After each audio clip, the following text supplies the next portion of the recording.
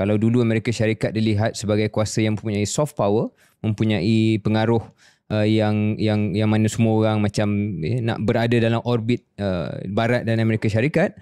Kalau tak semua pun itulah yang dianggap sebagai default, dan China dilihat sebagai entiti yang jauh, entiti yang mungkin asing.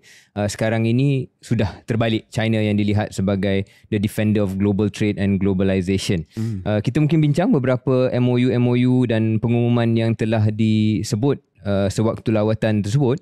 Ketiga-tiga negara syarat dengan MOU. Untuk Malaysia sebanyak 31 MOU, perjanjian dan nota pertukaran dimeterai dengan tumpuan kepada ekonomi digital, kecerdasan buatan, pertanian, pembangunan hijau, macam-macam lah, semuanya berkenaan dengan ekonomi.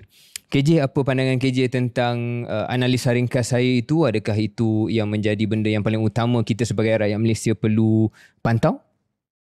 Ya, analisa yang tepat, dan sebenarnya kita dah kupas isu ni di live show kita.